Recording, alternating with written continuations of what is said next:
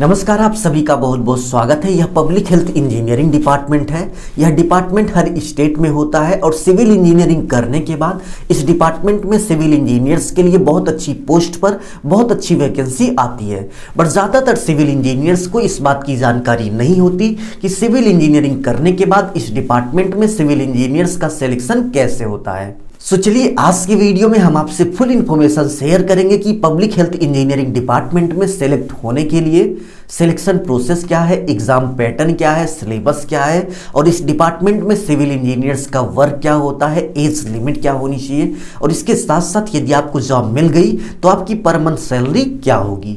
Video में आगे बढ़ने से पहले आप सभी के लिए अनअकैडमी की तरफ से गुड न्यूज है। एसएससी 2020 और इसके अलावा गवर्नमेंट एग्जाम के लिए अनअकैडमी लेकर आया है 3 अल्टीमेट बैच। इस बैच में होंगे इंडिया के टॉप एजुकेटर, रेगुलर क्विज और डेडिकेटेड डाउट क्लियरिंग सेशन, जिससे बनेगी आपकी परफॉर्मेंस और भी मजबूत। पिछले चैलेंजर्स बैच की अपार सफलता को देखते हुए हम फिर से लेकर आए हैं the famed Challengers line up. तो ये है आपके लिए आखिरी मौका। 31 दिसंबर को प्राइस बढ़ने से पहले मेरे इस कोड का यूज कर इस बैच में इनरोल करें। और यदि आप इनरोल करना चाहते हैं 2021 एग्जाम के लिए तो हमारे पास है ब्रह्मास्त्र बैच, जो कि एसएससी के साथ साथ बैंक और रेलवे दोनों तैयारी में आपकी हेल्प करेगी। इस बैच के अलावा यदि आप वेट कर रहे हैं CHSL 2020 का, तो हम आपके लिए वाईफाई के टॉप एजुकेटर के साथ लेकर आए हैं वाईफाई सफलता बैच।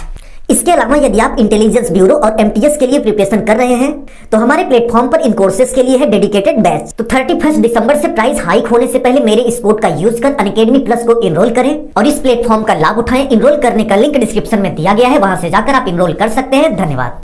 तो सबसे पहले हम बात करेंगे कि पब्लिक हेल्थ इंजीनियरिंग डिपार्टमेंट में सिविल इंजीनियर्स का सिलेक्शन किस किस प्रोसेस से होता है। तो पब्लिक हेल्थ इंजीनियरिंग डिपार्टमेंट सभी स्टेट में होते हैं। किसी किसी स्टेट में पब्लिक हेल्थ इंजीनियरिंग डिपार्टमेंट में डायरेक्ट सिलेक्शन होता है और इसके साथ साथ बहुत सारे स्टेट ऐसे हैं जो पब्लिक सर्विस कमीशन के थ्रू रिक्रूटमेंट कराते हैं।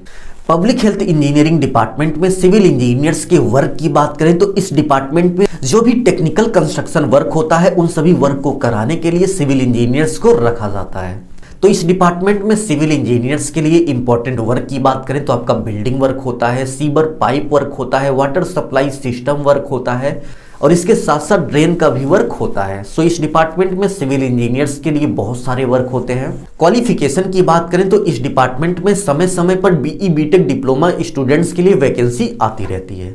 BE और BTech की बात करें तो असिस्टेंट इंजीनियर की पोस्ट पर वैकेंसी आती है और डिप्लोमा स्टूडेंट की बात करें तो जूनियर इंजीनियर की पोस्ट पर वैकेंसी आती है।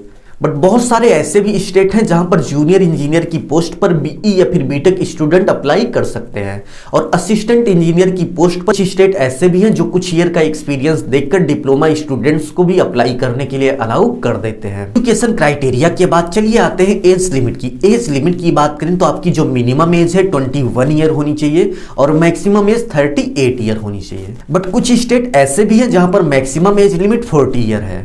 और एज में छूट की बात करें तो सभी स्टेट में ST SC 5 year, OBC 3 year और इसके साथ साथ PWD को 10 ईयर की छूट दी जाती है।